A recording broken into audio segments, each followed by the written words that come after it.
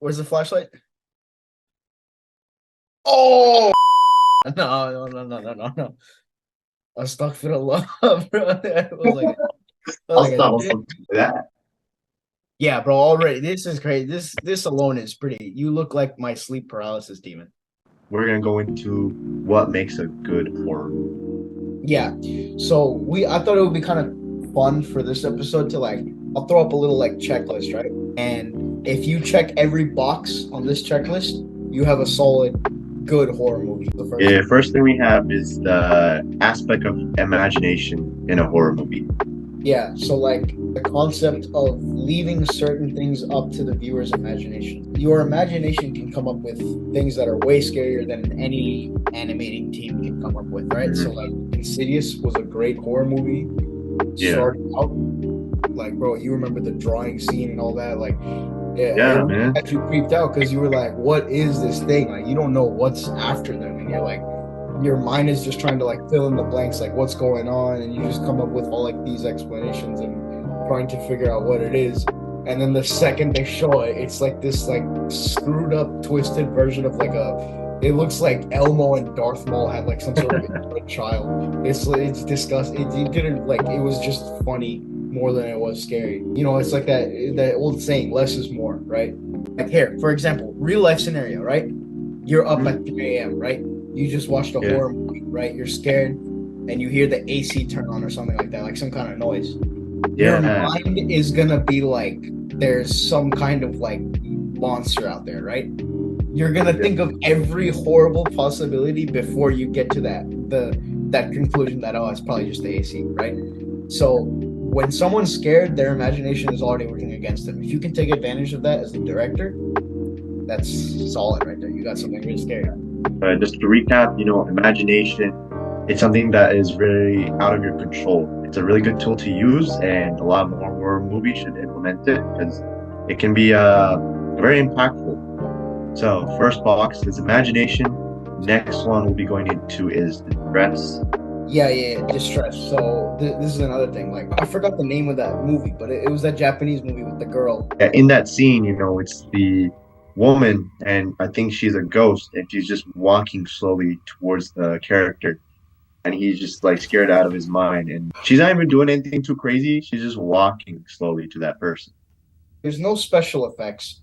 There's no crazy soundtrack. There's no boom boom music. There's no jump scare. There's no nothing. Everything that happens, you see it coming. It's so slow.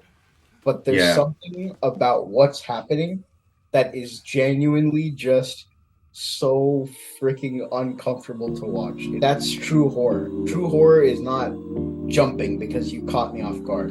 True yeah. horror is genuinely being scared and uncomfortable because of what you're witnessing, right?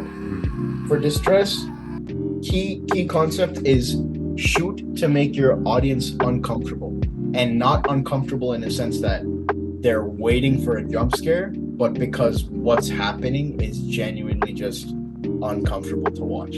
So the next third box that we're going to be checking off is sound. So Sound, subtopics for this one is silence and soundtrack.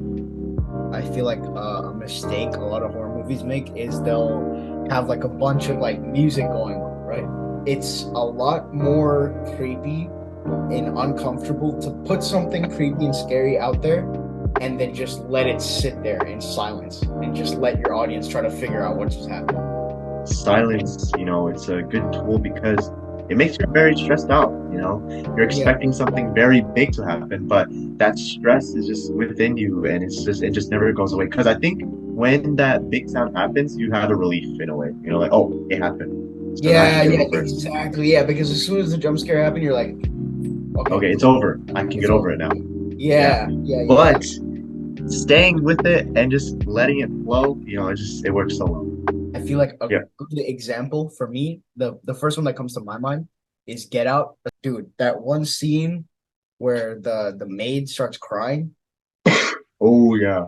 dude, they let you sit with that. That scene goes on for so long and it's Yeah. completely silent. There's no jump scare coming. And you know there's no jump scare coming. She's not gonna just jump out with claws or something. It's just for whatever reason, what's happening is just making your brain go like, like this, something's not right. I need to get out of here right now. And it's like Yeah, the scene won't let you get out of that. They don't give you that relief of giving you a jump scare and knowing that it's over. They just let that scene play out and you're just yeah, stuck there.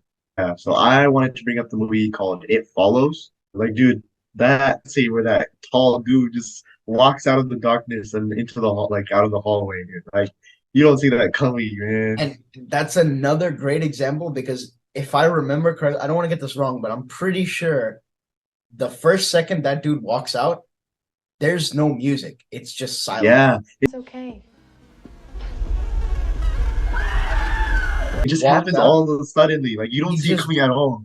okay. You know what? I want to make this point. I want to make this point very clear.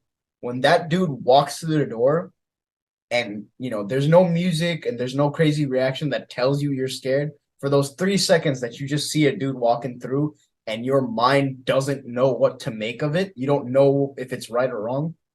That's the headspace that you want your viewer to be in when you're watching it. Yeah. The last one is storytelling, and the subtopics for this one is characters and plot. A horror movie is extra scary when you actually care what happens to the people.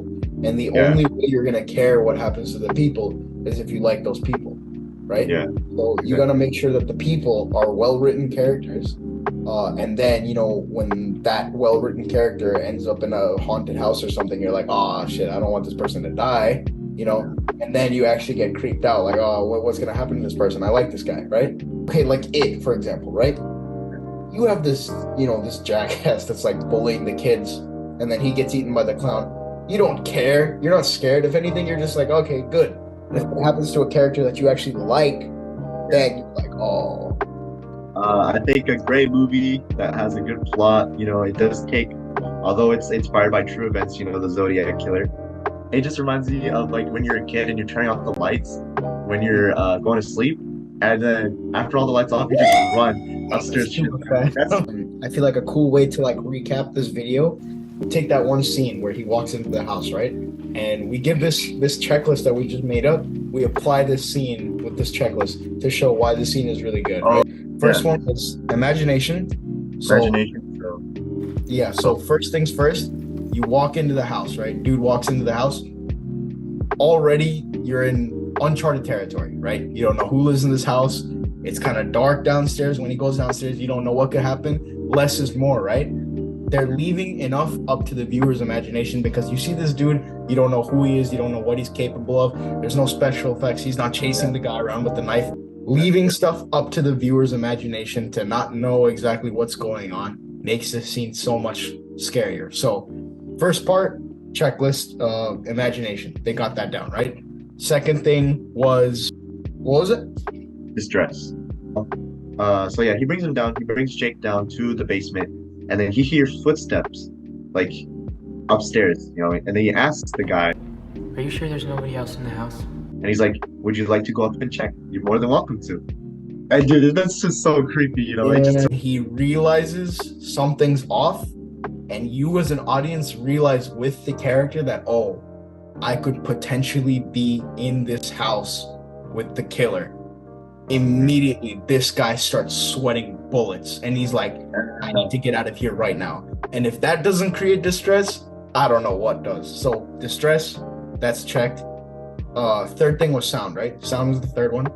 yeah, so This scene, it's creepy as hell, but guess what? You watch the scene, there's no music. yeah, no music at all.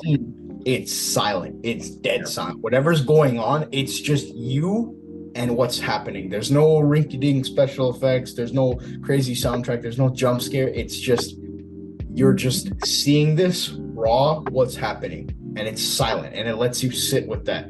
Sound check, and then the last one was storytelling, right?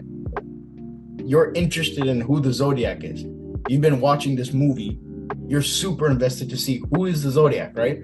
And you've been following this character Jake Gyllenhaal plays for the entire movie. So obviously you care about him, right? His character has been somewhat developed enough for you to be like attached to him. Like, oh, I hope this guy, makes it out. I hope he, succeeds in his mission. And when you put these two things together, right? You care about this character because now he's in danger and he may be in the room with the killer that you've been trying to figure out who it is all along, right? So storytelling, check. You're invested. It hits all 4 boxes off the checklist, and this is why this scene is true horror, and why any horror movie. I feel like if you just apply it to this checklist, Bo, you'll have a good horror movie. Yeah. All right, let's not wrap it up. That was a great episode. I love doing this. This was fun.